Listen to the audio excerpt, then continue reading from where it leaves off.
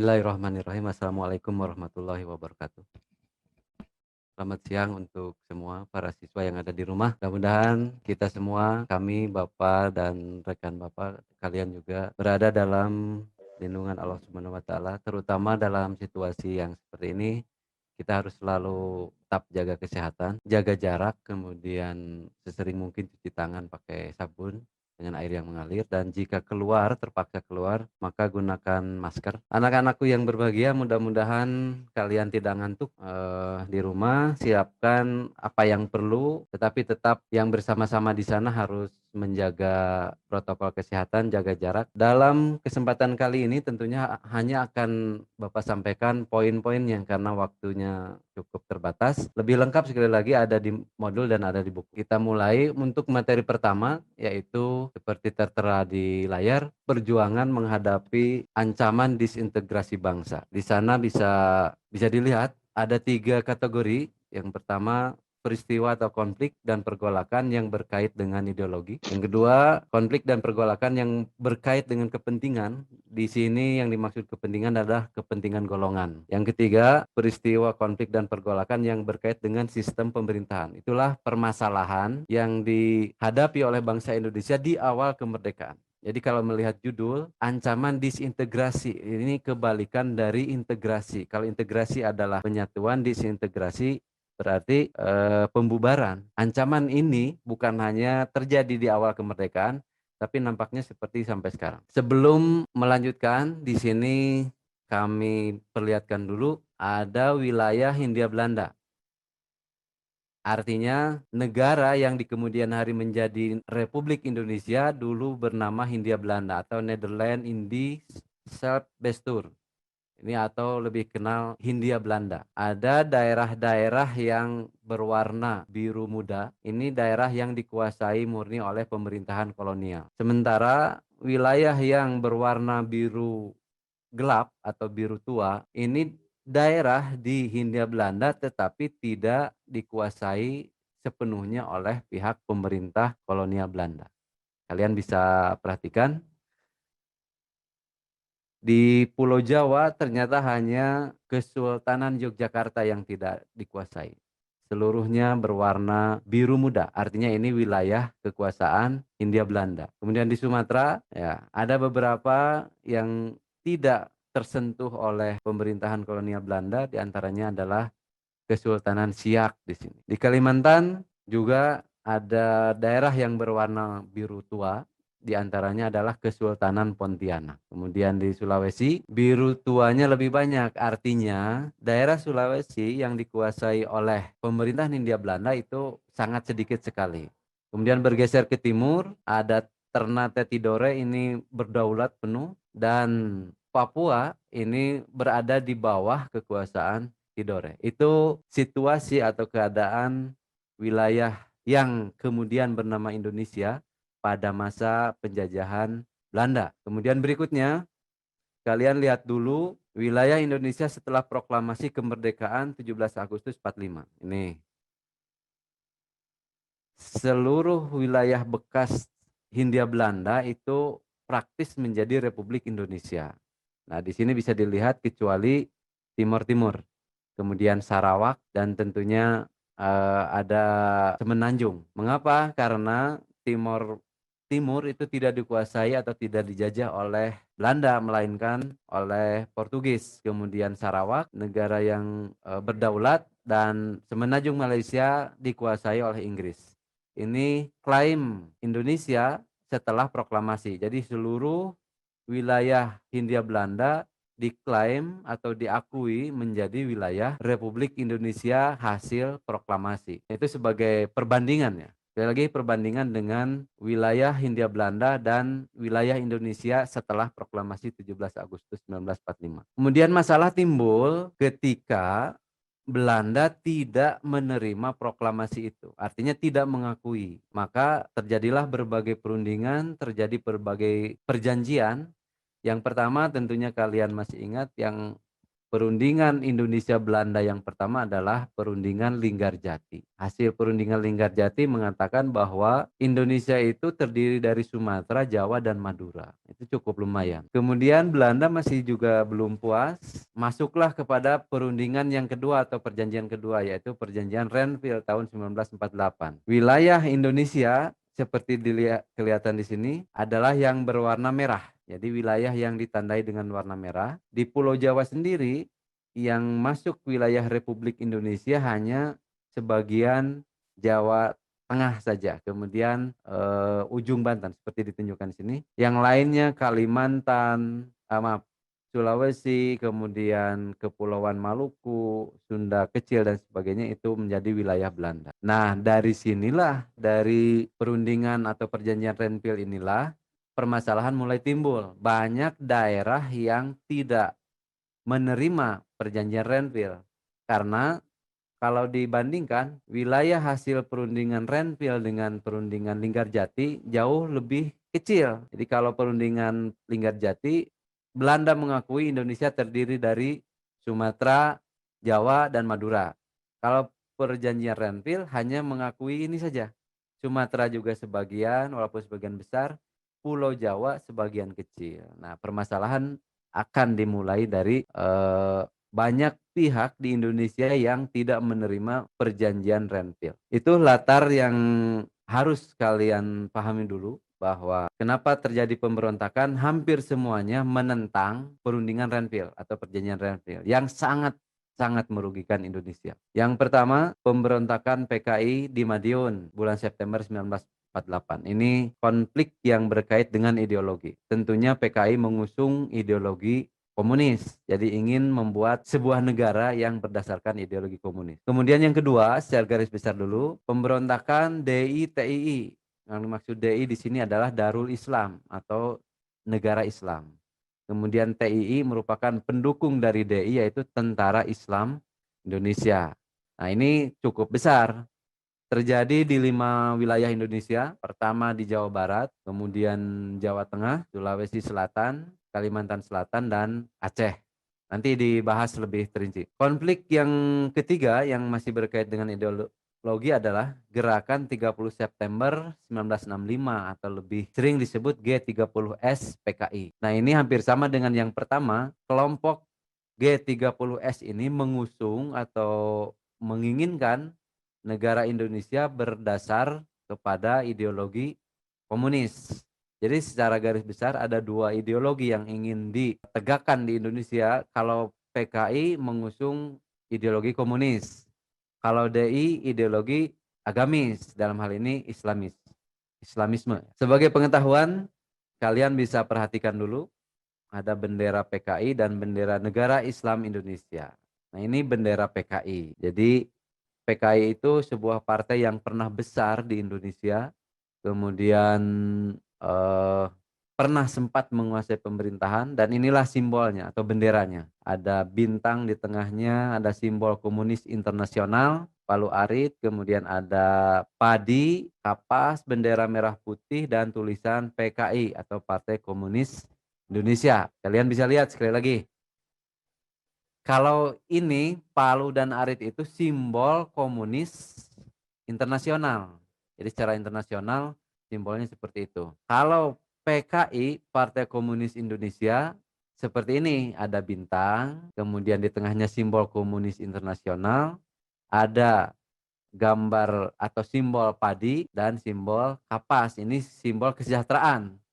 Kemudian di atasnya ada bendera merah putih dan ada pita yang bertuliskan PKI, Partai Komunis Indonesia. Yang kedua, yang di sebelah kanan layar kalian, ada bendera NII versi SM Kartosuwiryo.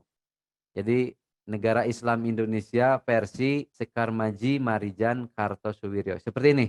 Merah putih, kemudian ada bulan sabit, bintang. Bulan sabit di bagian merahnya berwarna putih dan bulan sabit yang di bagian putih berwarna merah. Begitupun dengan bintang. Jadi yang ada di warna merah itu berwarna putih, yang ada di warna putih berwarna merah. Sekali lagi, pengenalan bendera ini semata-mata untuk menambah pengetahuan. Jadi inilah bendera PKI ketika PKI masih berdiri, dan inilah bendera NII ketika Negara Islam Indonesia mulai didengungkan atau mulai didirikan oleh Kartosuwiryo. Yang pertama, yang ketiga, maaf, konflik dan pergolakan yang berkait dengan kepentingan terdiri dari pemberontakan APRA atau Angkatan Perang Ratu Adil, pusatnya di Bandung. Kemudian yang kedua, peristiwa Andi Ajis, pusatnya di Sulawesi Selatan atau di Makassar. Dan yang ketiga, pemberontakan Republik Maluku Selatan, tentunya pusatnya di Maluku. Nah, sebagai pengetahuan juga, ini bendera RMS. Jadi ada warna biru, putih, hijau, dan sebagian besar warna merah. Bendera yang digunakan para separatis FKM atau RMS. Jadi istilah RMS itu ketika mereka mendirikan negara tersebut, tapi ketika gagal, cita-citanya diwadahi oleh namanya Front Kedaulatan Maluku. Jadi bisa dikatakan metamorfosis dari RMS adalah FKM, Front Kedaulatan Maluku, dan inilah benderanya. Yang berikutnya, konflik dan pergolakan yang berkait dengan sistem pemerintahan terdiri dari dua. Yang pertama, pemberontakan PRRI dan Permesta. PRRI sendiri merupakan singkatan dari Pemerintahan Revolusioner Republik Indonesia. Yang kedua, Permesta atau Perjuangan Rakyat Semesta. PRRI berpusat di hampir seluruh wilayah Sumatera, Permesta berada di Sulawesi Utara. Tetapi kedua gerakan ini merupakan saling mendukung. Jadi PRRI dan Permesta itu mereka merasa menjadi satu kesatuan. Yang kedua adalah persoalan negara federal dan BFO. BFO yaitu Bijinkomst voor Federal Overleg. Jadi Badan Permusyawaratan Negara-Negara Federal di Indonesia. Ini dibentuk oleh Belanda. Beberapa bendera negara bagian RIS. Jadi kembali dulu ke slide sebelumnya. Negara federal dulu di Indonesia namanya Republik Indonesia Serikat atau RIS. Dan anggotanya terdiri dari negara-negara bagian. Di sini ada tulisannya kurang jelas. Negara Republik Indonesia, Negara Indonesia Timur, Negara Pasundan, kemudian negara Madura dan Jawa Timur, negara Sumatera Timur, negara Sumatera Selatan. Itu 6 di antara negara-negara bagian yang memiliki bendera. Sesungguhnya negara bagian terdiri dari 15 dan 16-nya adalah Republik Indonesia. Yang pertama negara Indonesia Timur. Ini negara bagian RIS yang paling luas karena meliputi Pulau Sulawesi, Maluku, Sunda Kecil. Sunda Kecil itu Nusa Tenggara, Barat dan Timur, termasuk Papua. Inilah benderanya. Kemudian negara Pasundan. Negara Pasundan pusatnya adalah di Bandung atau meliputi seluruh Jawa Barat. Benderanya hijau, putih, hijau. Kemudian yang ketiga, negara Madura dan Jawa Timur. Jadi Provinsi Jawa Timur sekarang meliputi Madura, dulu namanya Negara Madura dan Jawa Timur. Ini benderanya, putih, hijau. Kemudian negara Sumatera Timur. Sumatera bagian timur, benderanya adalah kuning, putih, hijau. Dan yang keenam, negara Sumatera Selatan.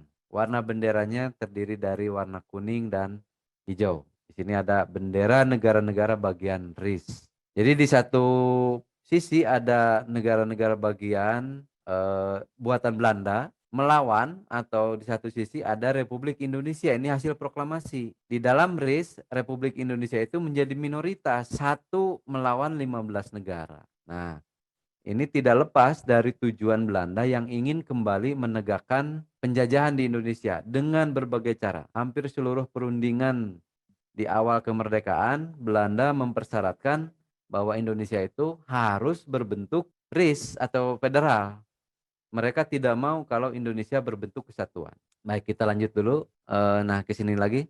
Konflik yang berkait dengan sistem pemerintahan ini, misalnya PRRI Permesta merasa bahwa pemerintah pusat itu tidak adil terhadap daerah.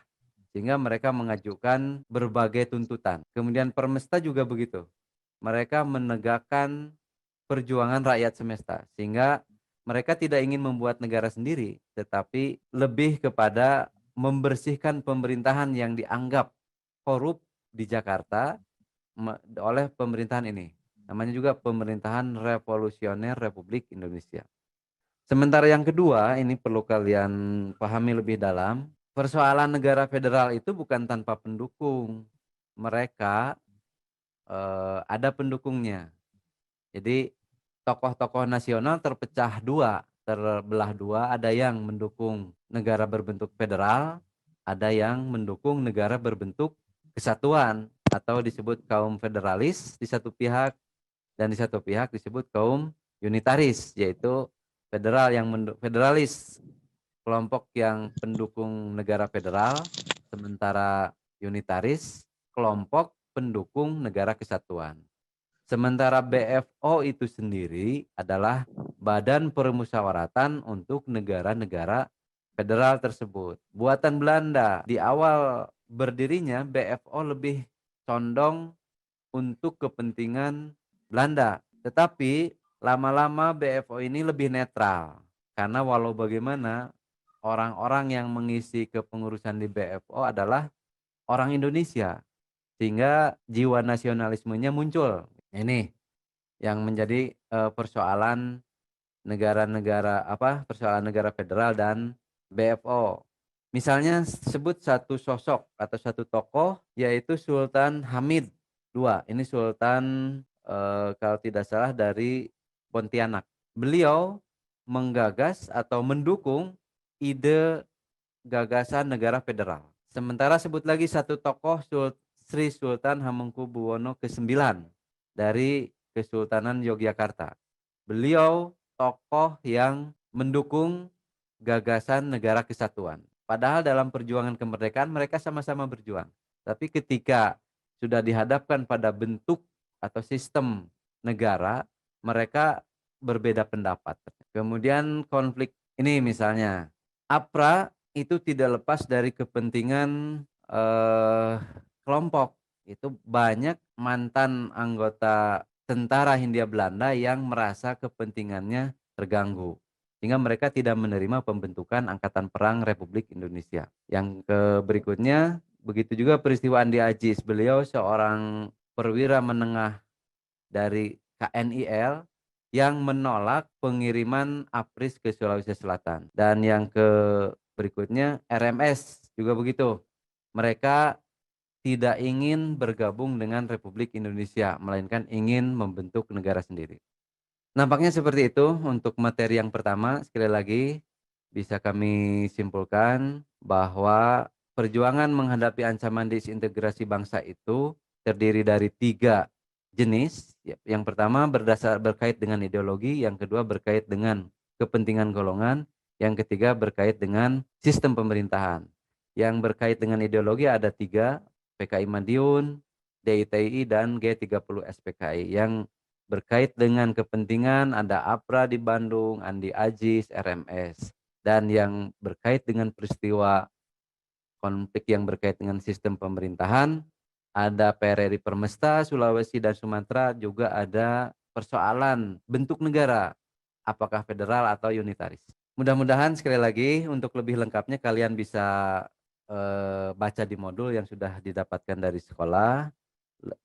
Apalagi kalau bukunya sudah ada, silahkan dibaca-baca ulang. Untuk sesi yang terakhir, bisa kalian sampaikan pertanyaan. Mungkin Pak Haji dengan chat, Pak. Oh ya, oh ya, udah kelihatan. Udah. Ya. Oke, kami ditemani Pak Haji Reza di sini. Kemudian yang pertama dari Muhammad Andi Firmansyah. Maaf Pak, izin tanya, silakan. Pertanyaannya mana ya Pak? Oh ya.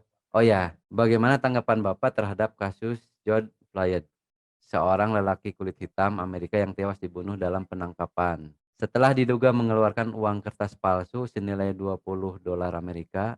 Apa HAM yang telah dilanggar dalam kasus itu dan bagaimana cara memulihkan situasinya? Kalau ditanya tanggapan secara pribadi, memang itu sangat kasuistis, artinya Bapak tidak tahu persis aturan dalam kepolisian federal di Amerika, tetapi sangat mungkin itu tindakan pribadi oknum petugasnya, karena terbukti belakangan bahwa banyak polisi Amerika yang menyesali peristiwa itu dan melakukan tindakan simpatik. Jadi melakukan berlutut, itu membuktikan bahwa memang secara institusional tidak dibenarkan. Jadi lagi kalau ditanya tanggapan Bapak itu adalah berkait dengan oknum yang bersangkutan. Jadi yang melakukan penganiayaan, maka wajar kalau secara pribadi juga dia dituntut di hadapan hukum gitu kan. Kalau HAM yang dilanggar Bapak tidak tahu persis, karena tidak begitu mengikuti kasus tersebut, tapi tanggapan yang umum seperti itu. Terima kasih Andi. Kemudian yang kedua dari Laila Nazila, Pak, buat buku tulis, catatan sama tugas disatukan atau dibedakan? Untuk buku tulis catatan dan tugas, kalau bisa dipisahkan. Karena tugas, kalau nanti keadaan sudah normal, tugas itu dibuat kemudian dikumpulkan. Tidak mesti sekarang mengumpulkan, dikoreksi, kebagikan lagi. Nah, untuk menghindari itu maka lebih baik dipisahkan. Yang tipis saja, tidak perlu yang tebal-tebal, yang tipis. Apalagi sekarang kan mencatat tidak mesti semuanya di buku, bisa di mana saja gitu kan, di gadget dan sebagainya. Jadi harapan Bapak dipisahkan antara catatan dengan buku tugas. Yang berikutnya dari Muhammad Azhar Baihaqi. Assalamualaikum. Waalaikumsalam. Pak, selamat siang ya. Izin bertanya, bagaimana jadinya jika HAM tidak dilindungi oleh undang-undang? Iya, kalau HAM tidak dilindungi undang-undang, ya HAM ditafsirkan secara masing-masing gitu kan. Undang-undang itu melindungi hak asasi manusia agar ada tafsir yang seragam. Jadi kalau HAM tidak dilindungi undang-undang, akan ditafsirkan oleh masing-masing gitu kan. HAM menurut mereka, menurut kami, menurut dia itu akan berbeda. Yang berikutnya dari Laila ZHR. Mengapa Pak para gelandangan yang tidur di emper-emper toko tidak dipelihara oleh negara? Ini harusnya oleh penyelenggara negara ini. Tetapi baik mencoba dalam undang-undang memang begitu. Jadi anak terlantar dan sebagainya, Bapak tidak ingat persis bunyinya. Dipelihara oleh negara. Nah, mengapa tidak dipelihara oleh negara? Bapak hanya menduga, barangkali ya, karena Bapak tidak jadi penyelenggara negara. Barangkali negara sedang banyak fokus gitu kan. Nanti jawabannya dari para penyelenggara negara. Kemudian dari Silvi Rismawati, Pak, saya izin bertanya, apa yang menjadi hambatan HAM itu terjadi di Indonesia? Kalau aturannya atau apa namanya, apa istilah hukumnya itu, redaksionalnya sepertinya sudah seragam. Yang menjadi hambatan itu tentunya tafsirannya. Di awal reformasi, nah, ada tafsiran bahwa HAM itu hanya berlaku untuk aparat. Jadi kalau aparat eee, melakukan kekerasan terhadap rakyat kena HAM. Tapi kalau rakyat melakukan hal yang sama kepada aparat, itu HAM juga, tetapi HAM yang berseberangan gitu kan. Jadi kalau hambatan di Indonesia itu belum ada tafsir yang seragam tentang pemahaman hak asasi manusia itu. Dari Rizky Hidayat Taufik, Pak, bukannya wajib mendapatkan pendidikan dasar itu. Pak, bukannya wajib mendapatkan pendidikan dasar itu, tapi kenapa masih banyak anak yang tidak bisa sekolah? Lagi-lagi ini pertanyaan sepertinya bukan ranah Bapak, tetapi mencoba untuk sama-sama bertukar pendapat. Negara menjamin wajib belajar 9 tahun, 12 barangkali ya, 12 tahun, tetapi target 100% itu tahun berapa, barangkali sampai sekarang belum tercapai target 100%. Sehingga banyak didapatkan kenyataan anak usia sekolah tidak bersekolah. Mudah-mudahan ke depan negara semakin mampu untuk melaksanakan undang-undang ini. Dari Isti NA, Pak izin tanya silakan. Saya Isti, tadi Bapak bilang parkir miskin dilindungi oleh negara. Nah itu dalam konteks apa? Kejaminan hidup atau keamanan hidup? Tolong jelaskan. Baik. Mungkin Bapak dalam menjawab pertanyaan yang di atas, dalam undang-undang pasal sekian, anak terlantar, fakir miskin itu dilindungi oleh negara, dalam hal apa? Ya tentunya dalam hal kesejahteraan. Tapi lagi-lagi kalau ditanya kenapa sekarang masih banyak yang masih terlantar dan sebagainya, lagi itu adalah, penyelenggara negara yang akan lebih gamblang menjawabnya. Baik, para siswa di rumah yang berbahagia, kalian pasti maklum ini ada sesuatu terjadi. Dan untuk pertemuan kali ini, pembahasan sekarang dicukupkan sekian. Dan jika ada pertanyaan yang masih belum pas jawabannya, mudah-mudahan kalian banyak mengkaji lagi, banyak belajar lagi agar mendapat jawaban yang lebih pas dengan harapan kalian. Tetapi paling tidak jawaban-jawaban yang didapatkan dari berbagai sumber itu akan memperkaya kita semua, memperkaya Bapak, memperkaya kalian. Sampai jumpa di pembelajaran berikutnya. Waktunya sudah cukup. Terima kasih dan sekali lagi mohon maaf atas kendala teknis yang tidak bisa diprediksi seperti barusan. Terima kasih. Assalamualaikum warahmatullahi wabarakatuh. Selamat siang dan sampai jumpa.